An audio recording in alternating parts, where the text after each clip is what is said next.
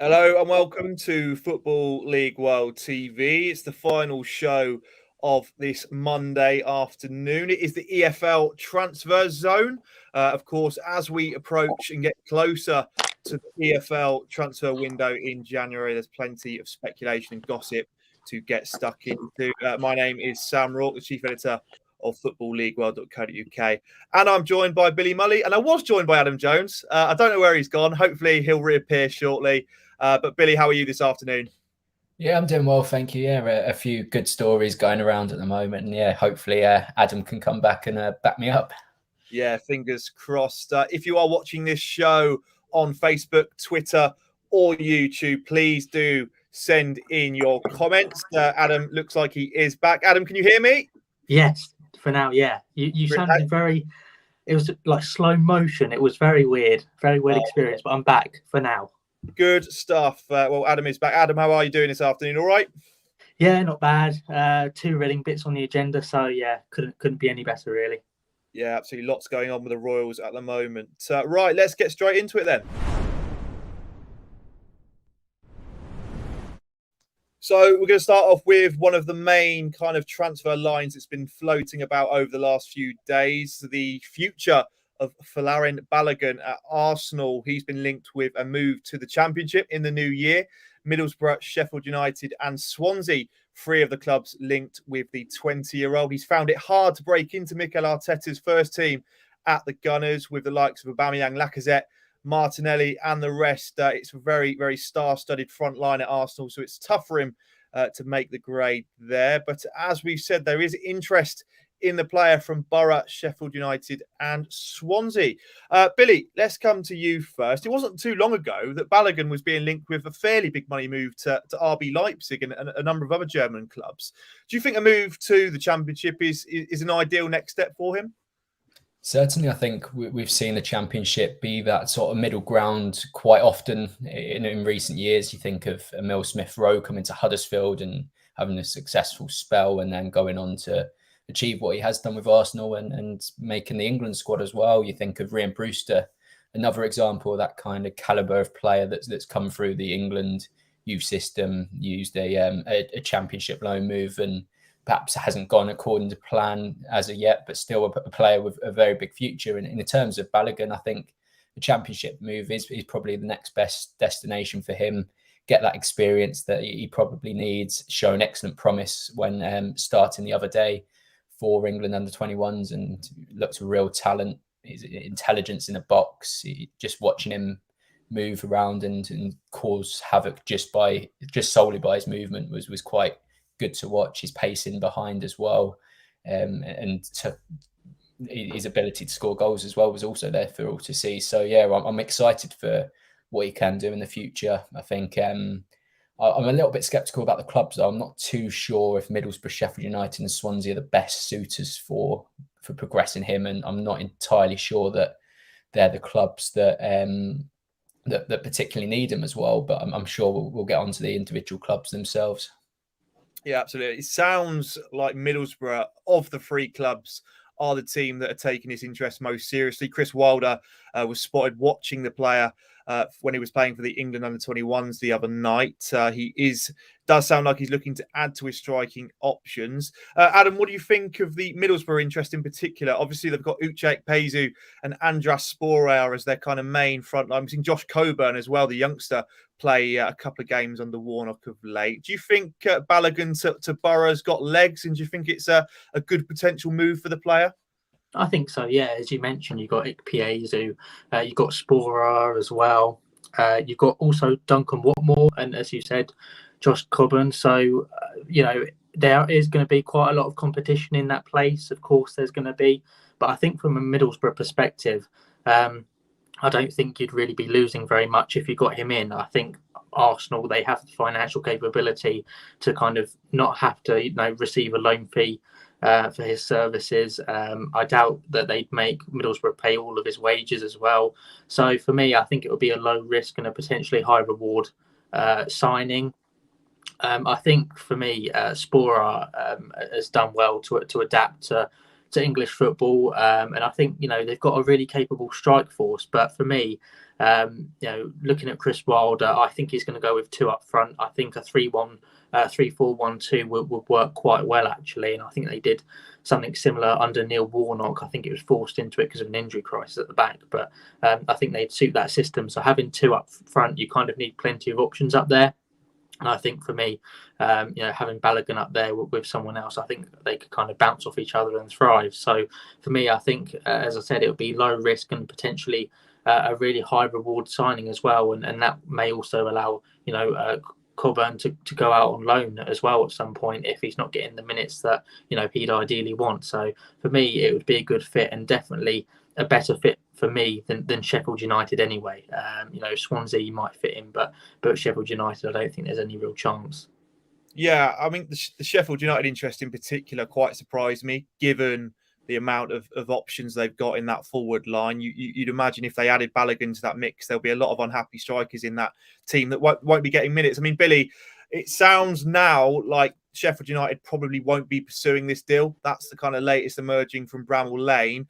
Are you kind of, were you surprised as well a little bit of the Sheffield United interest reportedly? Yeah, I was, because I think what we've got at Sheffield United, you've got a lot of very good Championship strikers, and that's sort of forced Ryan Brewster into a wing position. And I don't think that adding another striker solves their problems at the moment. They've been inconsistent and struggling to find a front line that best unlocks the Championship. With Mulley coming in more recently, Sharp, to be fair, has done a good job this season.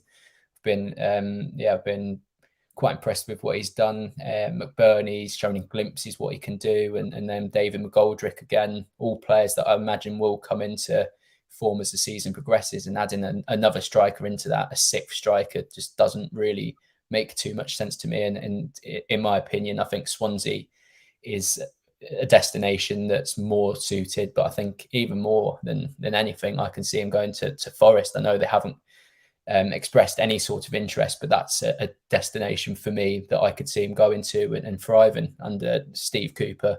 Obviously has a brilliant track record of developing young strikers, and I think in that Forest team you're not going to be short of opportunities.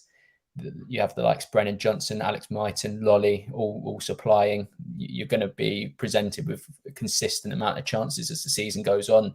And I think with Forest as well, you've got Grabban and Lyle Taylor there. So Balogun's a completely different option, the way he operates, playing off the last shoulder. And in terms of his movement as well, I think he's completely different and could also learn a lot from the experienced duo. Absolutely. Interesting link there, Forest. I agree with that. Could be a great destination for Balogun in the new year. Any Arsenal fans, if you're watching this, you might well be watching it on repeat on YouTube. What do you think is the best next step for Balogun in the new year? Is it a loan move to the second tier? And if there is any Boro, Sheffield United or Swansea fans, would you like to see Balogun arrive at your club in the new year? Please do let us know. Right, let's look at another transfer rumour next. The future of John Swift at Reading continues to be a key talking point in the EFL. His contract does expire at the end of the season, and he has, of course, enjoyed a really, really fruitful campaign thus far for Veljko Paunovic's side. 8 goals and 7 assists for Swift so far. He's been Reading's shining light so far, and you do have to question where they would be without the attacking midfielders' impact so far this season. Leeds, Wolves and Burnley are 3 teams that have been linked with a move for the Royals player in the new year. Sheffield United were interested in the player, but it sounds like their interest has now been dropped. So it is that Premier League trio that are keeping tabs on the player. Adam, we've spoken about John Swift a couple of times on Football League World TV over the last few weeks. It refuses to go away, the talk of him being linked with a move away. What do you make of the whole situation, Adam? It's a tough one, isn't it, for Reading, given their financial situation, and his contract situation? It might be best potentially to let him go if a right offer comes in. What do you think? True. I think you have to look at it in a financial sense, but at the same time, you're also looking at the potential 9-point deduction that's coming down the tracks. He's been absolutely vital for Reading this season. Absolutely crucial with his 15 goal contributions in 17 championship matches. Just incredible, really, those stats. Probably the best season I think that he's had so far at Reading. But you've also got to kind of weigh up the cost of, letting him go for free, which is one part of it, and then potentially getting relegated is another part of it. Because when we've got the 9-point deduction coming down the tracks, we could easily be dragged into the relegation battle, and then we sell him in January, and then you're thinking, well, we might end up going down here because he's been so crucial. So you've got to look at it in that financial aspect as well as just kind of selling him as well. I think we're going to experience a similar sort of situation to Sam Johnston, where West Ham put in a £6 million bid, which was just well below, kind of, in my opinion anyway, what he's worth. And I think we'll probably get similar kind of with Swift. I think you'll have a £5 million offer max when, in normal circumstances, when there's not COVID, when he's got a long-term contract, you could probably hold out for 15 to 20 million maybe, especially with the form that he's currently in. So it's a very tough one, really. I think it depends on the fee that Reading are going to get as to whether they should sell him or not. But I think selling him would also kind of represent a change in direction from Reading. I think they've been very reluctant to sell some of their prized assets. The only reason why Michael Elise went in the summer is because his release clause was activated. That's the first high-profile kind of sale that they've made in quite a few years, kind of from memory anyway, because the owner's pretty keen on keeping some of his best assets, and I can understand that. But it's part of the reason why they've breached financial fair play and the profit and sustainability rules. So it's a tough one overall. Absolutely. I had a comment in from our resident Leeds fan at Football League old Alfie Burns on Facebook. Swift could be unreal for Leeds if he can do the work off the ball too. Of course, we know the style of football that Marcelo Bielsa employs at Ellen Road. Incredibly high intensity, requires a really, really high work rate. Adam, again, we'll stick with you. I personally feel that Swift's really added to his game this season in terms of his work off the ball. I feel like he's a much more physical player than he perhaps was. He looks like he bulked up over the summer. Kind of his work off the ball has been a lot more I've noticed it a lot more than I have done in previous seasons. Do you think a move to Leeds, Adam, it could work out for the player and Leeds as a club? Yeah, I think especially if you're going to go for a free transfer, it'd be low risk completely. You're going to pay him you might have to pay him, quite a big wage considering the amount of competition that there is for him. But if you're getting a man of that quality for free, then it's absolutely worth worth taking that really small gamble. I think for me also, as well as his physicality, and I've noticed that as well, you don't see him being kind of budged off the ball as much. I think the consistency for me has improved as well. I guess that's because he's not really had any injuries, but for me still, used to have one game where he's very good, and then he used to have one or two kind of where he wasn't really at it. So for me, the consistency has been fantastic. I think that's a really promising sign for any club that really wants to sign him, and I think that can only be a good sign of things to come, really. I think for Leeds it would be a good signing. I mean, I'm not sure where they're kind of at on Lewis O'Brien as well, as another kind of EFL player in the middle of the park. And I think whether they go for O'Brien will depend on what happens with kind of Swift. But I think for me, Swift would be a good signing for Leeds. I think he'll be at least a good squad player, and I think occasionally starts as well. But yeah, as I said at the start, if you're going to get him for free or even in January for a cut price fee, it's absolutely worth that risk. And as much as it pains me to say as a Reading fan, I think he's worth the risk, and I think he'd be silly to sign a new contract with us. So I think he'd be a good Premier League signing for perhaps not the top six, but kind of below that. I think it'd be a decent addition. Yeah, absolutely. Still at a good age as well. And it's worth noting his set piece ability. Some of the best free kicks I've seen in the second tier. No bias at all, but fantastic from dead balls. Billy, we'll just come to you lastly on John Swift. Are you expecting him to depart the Select Carlton Stadium in January?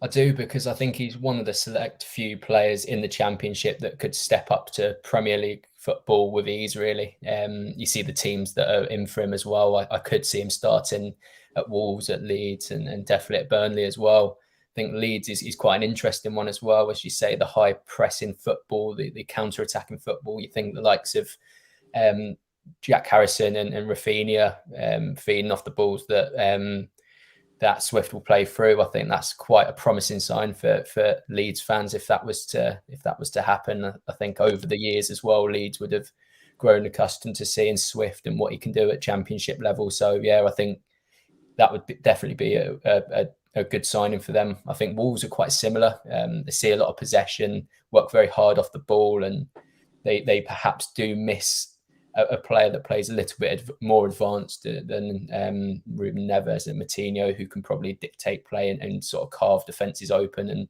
yeah, I think that's where John Swift could step in and cause a lot of problems. I think he's a very good player, and I think the Premier League is definitely calling his name now.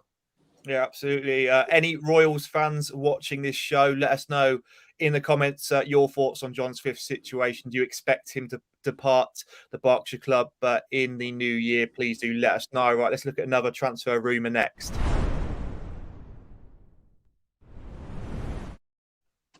Stoke City have been dealt a major blow. Their centre-back Harry Souttar has been ruled out for the season after suffering an ACL injury whilst on international duty with Australia.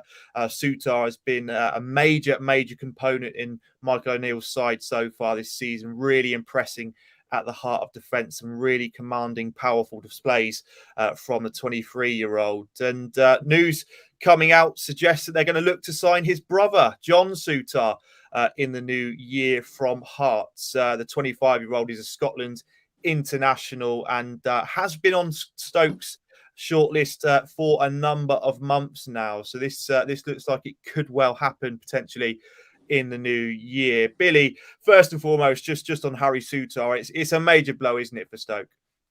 Yeah, it's gutting because he's been so integral to everything they've done. A big force in the back line. Everything about him really physically dominant. No one can get around him, and in terms of bringing the ball about as well, he's a player that can split the midfield with his passing range and start attacks from defence. So he really has it all. And another player I'd probably go on to say, like Swift, could have stepped into Premier League football with ease, and it's a real shame because it's going to be a long 6 months out, and Stoke were just sort of gathering some sort of momentum. Weren't convincing wins, but they were starting to put in some decent results. And I went to see his last game against Luton, and I've never seen a 23-year-old dominate the ball and dominate sort of everything to do with that game like he did. And it was not good for me to see on the day, because obviously he prevented my Luton from doing anything. But at the same time, it's a real shame because he is very, very good and destined for good things. Yeah, as for the brother John, he's enjoyed a really outstanding campaign at Hearts so far this season. Very much in a similar mould to his brother Harry. Very tall, very commanding in the air, yet also very good on the ball and has a good passing skill set as well. Adam, his contract at Hearts expires in the summer as well. So there's a potential there for Stoke to get a good deal in January, isn't there? Yeah, I mean, it helps that his brother Harry's already at the club. So, if there was competition for his signature, I think there's, a few Championship clubs in for him.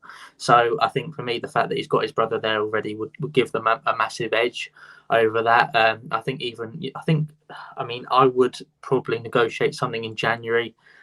Just because of his brother's injury. I think it has to be, I think they have to kind of bring in a permanent kind of replacement. And he's still in his mid-20s as well, John Souttar. So there's plenty of room for improvement, not even in his peak yet.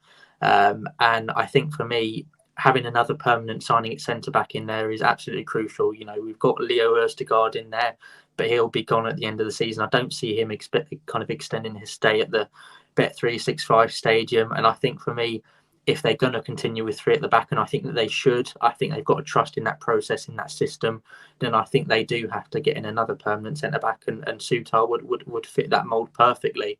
I think the only concern for me is the fact that he's had 3 severe Achilles injuries. I think he's had an ankle operation. I think that's only been in the last 5 years as well.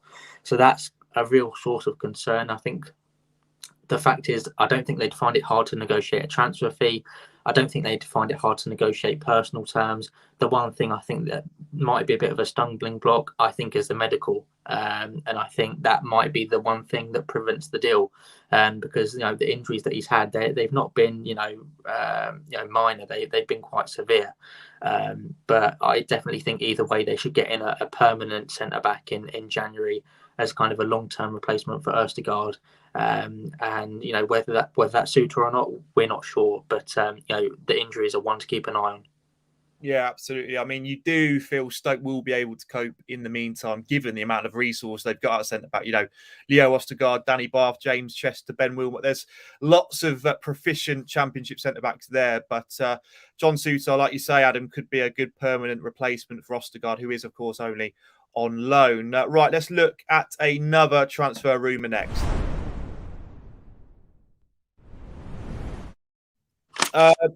Daryl, DK is still a priority target for West Brom boss Valérien Ismaël in the January transfer window. DK, of course, enjoyed a fruitful spell at Barnsley on loan last season, really looked at home in the second tier of English football.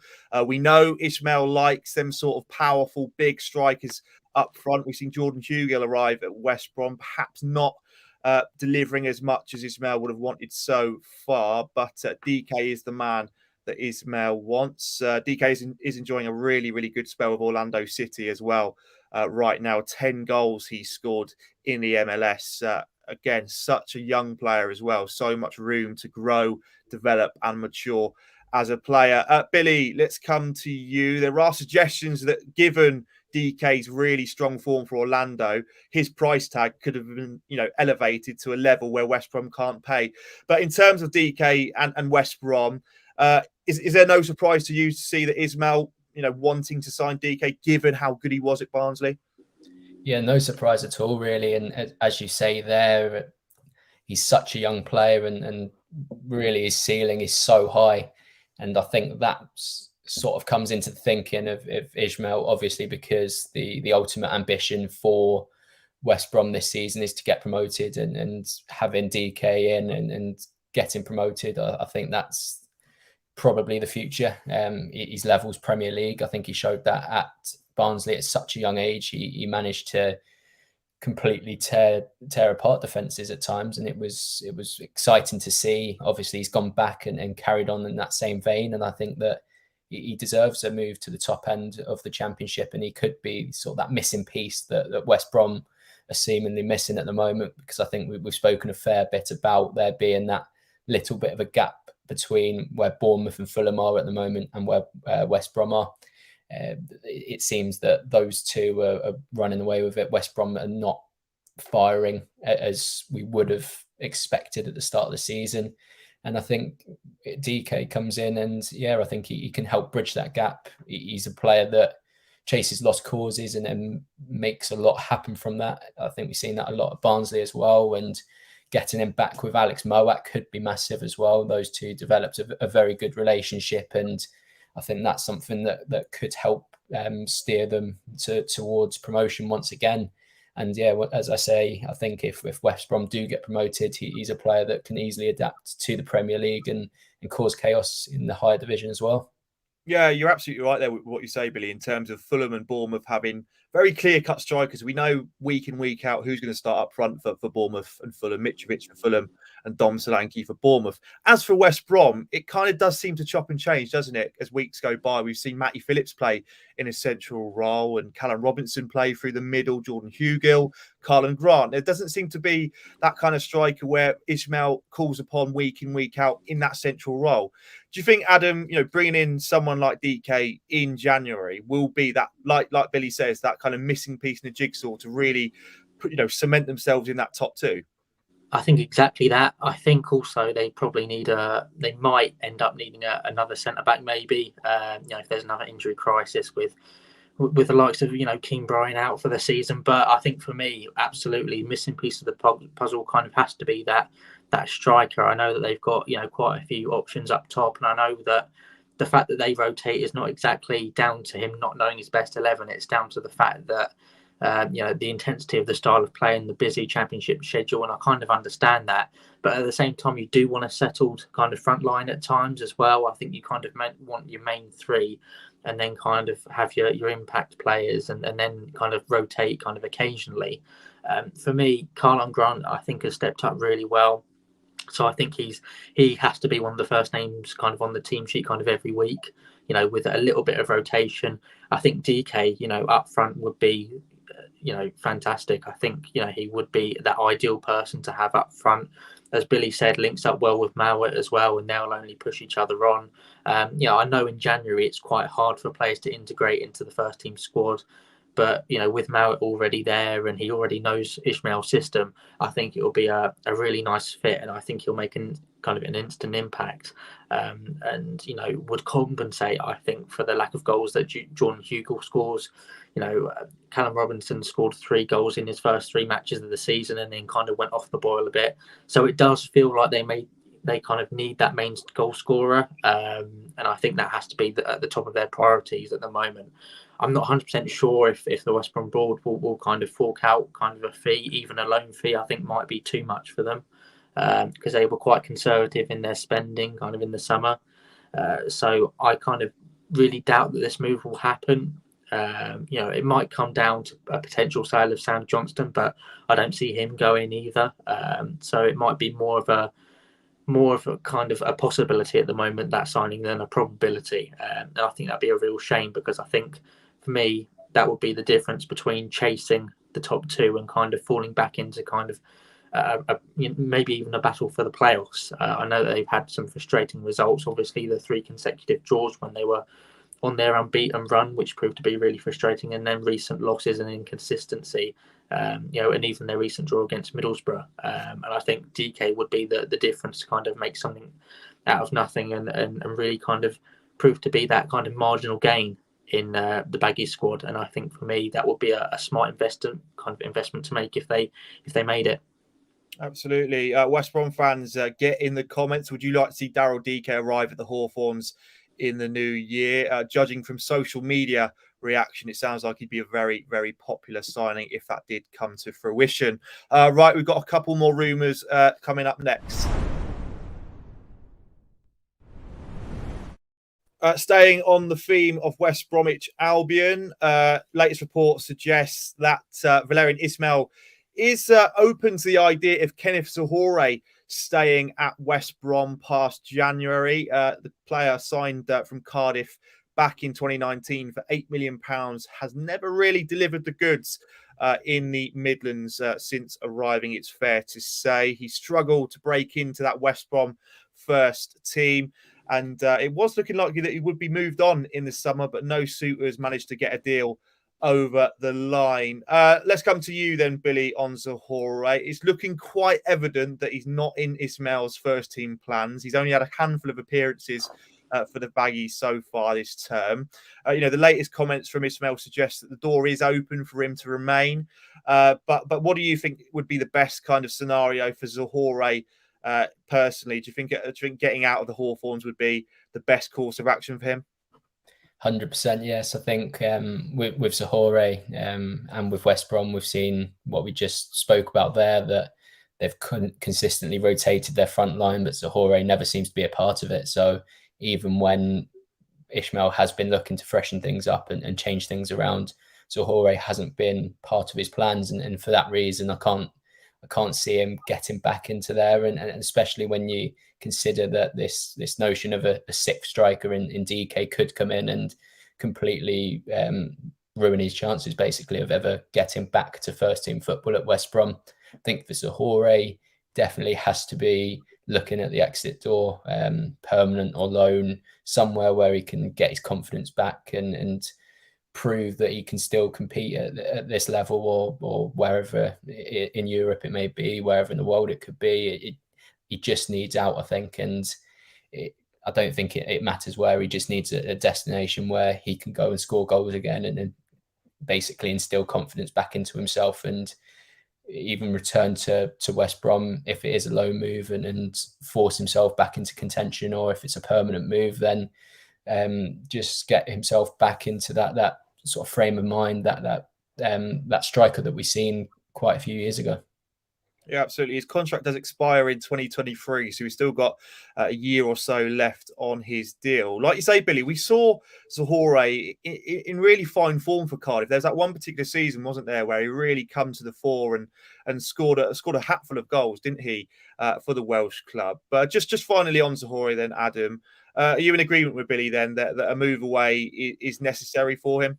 Yeah, I think his time is done. I'm afraid. As Billy said, they've constantly rotated their front line with different players, but he never really seems to, get into the squad and really get himself involved. I think, on his day, I think he'd be a good central striker to have, ideally for Ismail. But I think deep down, even though he said to the media that the door's kind of still open, I think deep down that he knows that his time is done there. I think his relationship kind of with the fans, I think, I don't think the fans are really too keen either on kind of keeping him there.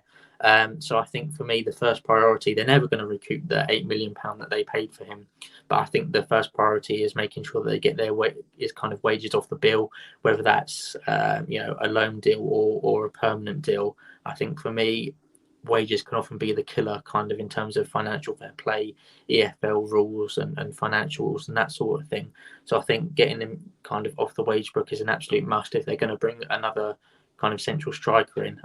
I think, for the sake of all parties, I think that would be the ideal move for him, just to get away, really. I know that he didn't exactly have the very best time with Millwall, but I think he's not exactly having a great time at the Hawthorns either. So I think for me, it is time to move on in January, and hopefully someone comes in for him for the sake of all parties. Yeah, absolutely. West Brom fans, once again, please do get in your comments. Let us know your thoughts on Kenneth Zohore's future. Is it time for him to depart the Hawthorns in the new year? Is that the best course of action? Right, we've got one more rumour coming up next. This morning, we saw a few murmurings on social media that Andy Carroll was set to sign for Reading in the Championship. We at Football League would have heard from a reliable source that Reading have offered the former Newcastle United striker a deal. That's as far as we know in terms of Andy Carroll and his status as a potential Reading player. Royals do have a major injury crisis right now across the pitch. Obviously, Jamari Clark, the player that scored 2 goals last time out of Birmingham, is reportedly in crutches, injured, which is a big blow. George Puskas has failed to deliver for the Royals this season. And of course, Lucas João and Yaku Mete struggle with their fitness. They won't be back until the back end of this year / the new year. So Andy Carroll could be someone that Reading do bring in. Adam, will naturally come to you being a Reading supporter. I mean, Andy Carroll is pretty injury prone himself, isn't he? That's kind of what he's been renowned for over the last few years. But there is a top player in there, isn't there? We've seen over the years just the amount of quality that he can offer in the final third. What do you make of this then from a Reading perspective? It's we don't particularly have a large pool of players to choose from in the free agent market, and in terms of our financial status, it's not the prettiest, is it? So this is almost the best we can get. So what do you make of it, Adam? Yeah, as you said, I think that's the best that we can get. I'm going to go back to your first point. We're in an injury crisis at the moment, and the last thing you want to do is bring in Andy Carroll. But I think for me, if he can stay fit, then he could be quite a decent asset to have. Whether he suits the style of football kind of remains to be seen. I know that he's quite good in the air, and we don't really get too many crosses in. I think the cross for Jamari Clark for the first goal at Birmingham was one of the first ones that I've really seen in a while. The likes of Ovie Ejaria and Halilovic and Deli Bashiri when he plays on the right, they're not exactly known for kind of getting crosses in. Maybe that's a tactical tweak they'll probably make now to kind of suit him. I think he probably would start over George Puskas and Clark. Whether he starts over Lucas João, I'm not too sure. But I think for me, he could probably fit in kind of the Jan Kermorgant mould, kind of being a threat in the air from set pieces, both kind of offensively and defensively. I think the role that Kermorgant playing kind of, in the 2016-17 season, where he was heading the ball out of the box, and the defensive work that he did was really underrated. And I think he'll probably also improve our defensive record as well as going forward. So yeah, I can definitely see kind of the positives from this. I know that Lucas João isn't, he's quite injury prone kind of, and also Yaku Mate is going to be out for quite a while. I know it's a anterior cruciate ligament injury, which is usually 6 to 9 months, maybe even longer than that. So I can't see him coming back for quite a while. So I think for me, it's the best that we can get at the moment. And if we can get him in and maybe another forward and let George Puskas go, I think that's worth doing for me. I think that's probably the deal that I would take, especially if we're offered something kind of in the region of 3 million. I think that would be a good deal for us. I know that we spent 6, 7 million, 8 million, but for me, I think it's absolutely crucial that we kind of would I say crucial? I'm not sure, but I think for me, his time might be done as well. So yeah, I would definitely cash in on Puskas if we can get Carroll and another striker in kind of before February. Yeah, absolutely. Billy, from a kind of neutral outside perspective, what did you make of this news when you first heard about it? I'd like to think that Carroll can be a real asset in the Championship again. I think it's one of those that really could go any way. It could be brilliant, could be catastrophic, could be completely mediocre. It really could be anything in terms of the injury crisis that's happening at Reading in attacking positions. Then, yeah, I do understand the need for getting extra bodies in. And as Adam says, Carroll has had quite a lot of injury problems in the past. So in that respect, it does look a little bit dodgy. But yeah, as you rightly said before, he's a very good player underneath all those injuries. He's a very good player, a player that recently helped teams absolutely dominate centre-backs. He's a real threat in the air. He's got a real eye for goal as well. He's got a lot of desirable attributes in a forward. And I think that getting him into the team and playing to his strengths, which is crosses into the box, could be pivotal. And that could, as Adam says, it hasn't really happened like that in sort of the last few months in terms of the wide men that currently possess in Ajaria, and when Deli Bashiru's played out there as well. It's not really their game to get down the wing and put crosses into the box. But with Carroll in the side, I think that's definitely a plan B, a definite opportunity for him to thrive in the Championship. Yeah, absolutely. I think a lot of Reading will be hoping that his kind of head's in the right place and he's got the right mindset, because I think when Danny Drinkwater arrived over the summer, there were some question marks over how much does he really want to be playing in the second tier. But he's proven to be a real gem for Reading this season, Drinkwater. So the Royals will be hoping that Andy Carroll will be looking to rejuvenate his career and really put his all into playing for Paunovic's side this season. But once again, the deal hasn't been confirmed or anything just yet. But we at Football League World understand that Reading have offered him a deal to sign until the end of the season for the Royals. So definitely one to watch. Right, well, that concludes the EFL Transfer Zone on Football League World TV on this Monday afternoon. Billy and Adam, thanks for joining me this afternoon. I enjoyed that one. If you haven't already, please do subscribe to FLW TV on YouTube. We really do appreciate all the new subscribers that come and join us. We have another busy day on Football League World TV tomorrow. 3 shows, I believe it is.